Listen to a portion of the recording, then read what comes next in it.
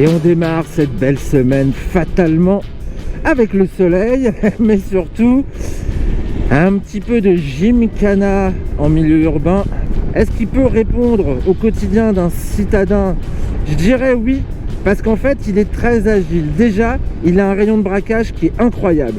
Ensuite, avec sa longueur et le fait qu'il ait beaucoup de poids en bas, parce qu'en fin de compte tout le poids se retrouve au plus près du sol, avec l'aménagement là de la batterie qui est faite tout en longueur, et ben il tourne très facilement, très rapidement.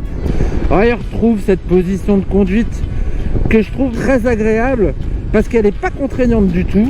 Là, j'ai vraiment de la place pour mes jambes. On a un guidon qui est pas très large, qui est bien cintré justement pour pas que j'ai les bras trop écartés. Ça a été bien pensé cette position de conduite pour aborder la ville. Les suspensions, elles sont plutôt bien nées, sauf qu'il n'y a pas non plus un débattement d'outre-tombe. Et ces suspensions sont réglées plutôt fermes, hein. Je dirais que c'est perfectible.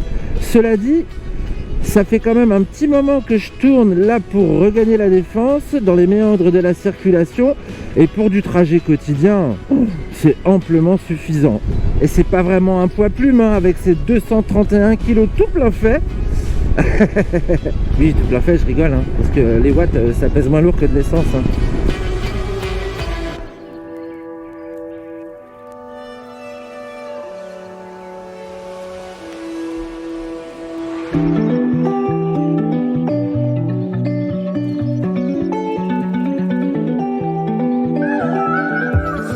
C'est bien, on s'arrête pas souvent pour contempler nos machines, puis on va regarder un petit peu les réactions des gens, quoi. Parce que c'est vrai que ce design, il est quand même assez avant-gardiste. En fait, ça parle à beaucoup de gens parce que il est très original. Il y en a qui m'ont dit « Ouais, il est badass ton scooter ». C'est vrai. Je pense qu'on rapproche ça un petit peu finalement du custom. C'est cette ligne là tout en ras du sol, avec un style un peu aérien. Vous avez vu la selle ou pas? On voit le jour à travers ce banc. Après, c'est vrai que c'est un bel engin, comme le CEVO pouvait l'être, hein, sur le segment électrique, ce qui explique quand même un petit peu le tarif plus cher que les autres. Il est bien fabriqué, il y a de belles matières, il y a de jolis contrastes. Les assemblages sont vraiment irréprochables. Non, tout dans le moindre détail, vraiment, c'est vrai que c'est un bel objet. Il fait vraiment se retourner les têtes en ville, hein.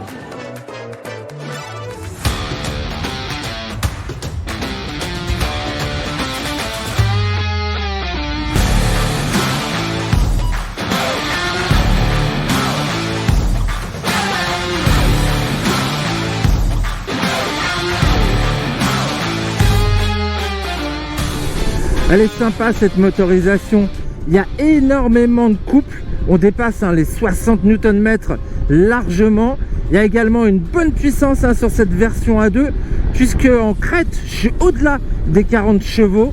Du coup, on ressent vraiment une poussée impressionnante au démarrage. On ressent toujours de la poussée au moment des reprises, sur voie rapide en particulier. Même reprendre à 110, malgré la VMAX limitée à 128 km/h au compteur, je reprends à 110, j'ai vraiment du répondant jusqu'à la VMAX. Moi en protection c'est pas mal, c'est mieux que sur le modèle que j'avais à Barcelone avec le petit écran orange translucide. Là avec cette bulle un petit peu plus haute, un petit peu plus droite, j'ai les épaules qui sont préservées, les bras aussi. J'ai que le sommet du casque qui est un petit peu en proie au flux d'air.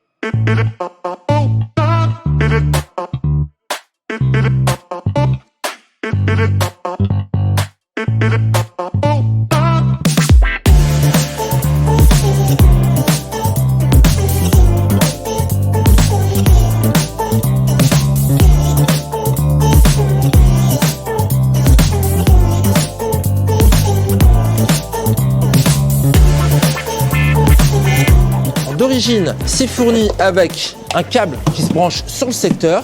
Bon, sauf que là, ça prend 4h20. Mais il y a une deuxième option. L'option Quick Charge, à 1250 €, intègre un espèce de superchargeur à l'intérieur et offre la possibilité de venir se brancher sur n'importe quelle prise pour bagnole électrique. Et ça, c'est plutôt bien, vu que là, on va avoir besoin d'1h40 pour faire une charge complète. Et au bout de 45 minutes, on a déjà rechargé 80%. Et c'est parti, ça charge. Et là, hop, j'éteins mon contacteur, je bloque ma direction, hop, et là, il y a une sécurité, on ne peut plus l'enlever. Bon, pour ce qui est de l'autonomie, BMW annonce 130 km. 130 km, on les fait quasiment. Allez, j'ai fait 125 km en mode éco. En fait, dans un usage normal, entre les modes dynamique et road, on est plus entre 75 km si vraiment on est dynamique et chargé, et puis on va arriver à peu près à 100 km en mode road. Bon, voilà, promesse tenue, BMW n'a pas menti sur ses autonomies, puis finalement on retrouve ce que l'on avait déjà sur le CEV.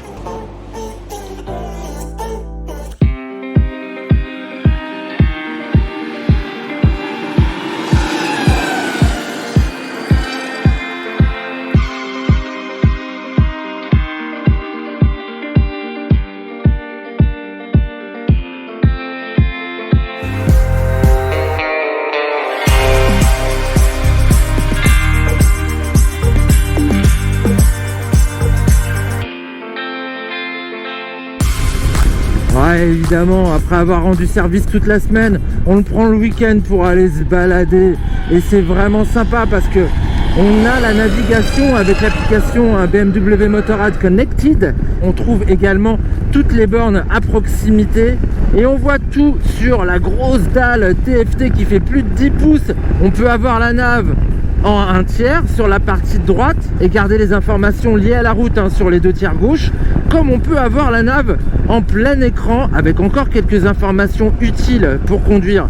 Et c'est une nav plutôt complète, faut passer par l'appli bien évidemment, télécharger les cartes auparavant. On peut se trouver des trajets qui soient éco-efficients, c'est-à-dire où on va consommer le moins. Ils ont pensé à tout, et puis ce qui est bien aussi avec ce scooter qui a un long banc en guise de selle, c'est qu'on peut amener un passager qui est comment, ma petite Clem?